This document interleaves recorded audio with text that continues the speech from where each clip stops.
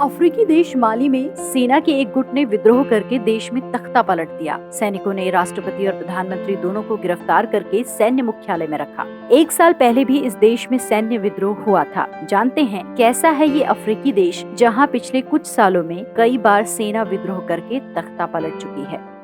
Press the bell icon and never miss a video from newsnumber.com। माली पहले France का उपनिवेश था। ये पिछले कुछ सालों से गंभीर संकटों का सामना कर रहा है, जिसमें अलगाववाद भी एक बड़ी समस्या है। फिलहाल ये देश कई सुरक्षा और मानवीय संकटों का सामना कर रहा है। अलगाववादी और इस्लामी समूह 2012 से ही सरकार के खिलाफ सशस्त्र युद्ध छेड़े हुए है। युद्ध ने लाखों लोगों को बेघर कर दिया और हिंसा पड़ोसी बुर्किना फासो और नाइजीरिया में फैल गया है। माली पश्चिमी अफ्रीका देश है। ये अफ्रीका महाद्वीप का 7वां बड़ा देश भी है। इसके पड़ोस में Algeria, Nigeria, Burkina Faso, Cote d' Ivoire, Guinea, Senegal और मारितुआना जैसे देश हैं। 12,40,000 वर्ग किलोमीटर से कुछ बड़े इस देश की जनसंख्या करीबन 1.3 करोड़ है। इसकी राजधानी बमाको है।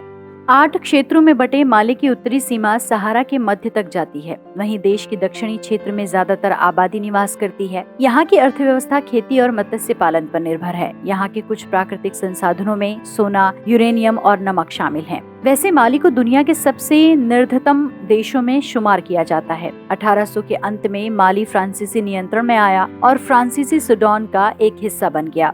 1960 में ये स्वतंत्र देश बन गया। एक दलीय शासक के लंबे दौर के बाद 1991 में ये पहली बार तख्ता पलट हुआ। तब यह गणतंत्र और बहुदलीय राज्य के रूप में नए संविधान और सत्ता का गठन किया। हालांकि इसके बाद से यहाँ कई बार सैन्य विद्रोह हो चुके हैं।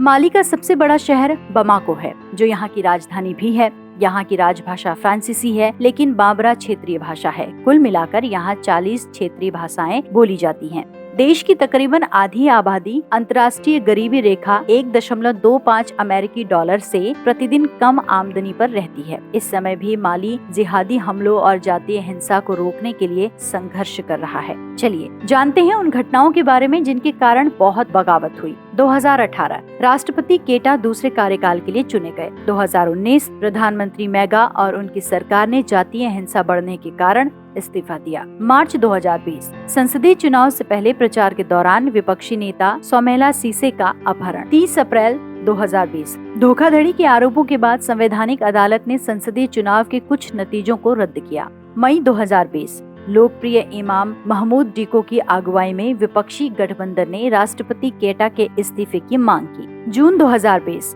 Economic Committee of West African State यानी ECOWAS ने राष्ट्रीय एकता वाली सहमति की सरकार के गठन की मांग की। 10 जुलाई 2020 विपक्षी समर्थकों और सुरक्षा बलों के बीच संघर्ष में कम से कम 10 लोगों की मौत हुई। 18 अगस्त 2020 सैनिकों की अगुवाई में राष्ट्रपति के खिलाफ बगावत। उत्तरी माली कई चरमपंथी गुटों का अड्डा है। इनमें से कुछ का संबंध अलकायदा और इस्लामिक स्टेट ग्रुप से माना जाता है। ये चरमपंथी संगठन पड़ोसी देश निजेर, बुर्किना फासो, चाड और मैरिटानिया तक फैले हुए हैं। फ्रांसीसी सेना के साथ संयुक्त राष्ट्र की शांति सेना भी माली में है और वो इन चरमपंथियों से निपटने की कोशिश कर रहे हैं। माली में मौजूद संयुक्त राष्ट्र की शांति सेना में 10,000 सैनिक हैं। पहली बार 2013 में फ्रांसीसी सेना ने दखल दिया था, जब इस्लामिस्ट और अलगाववादी टोरेग लड़ाकों ने उत्तरी माली पर नियंत्रण स्थापित कर लिया था। जानकारों को लगता है कि देश में अस्थिरता का नया दौर आएगा और पूरे पश्चिमी अफ्रीका में इसका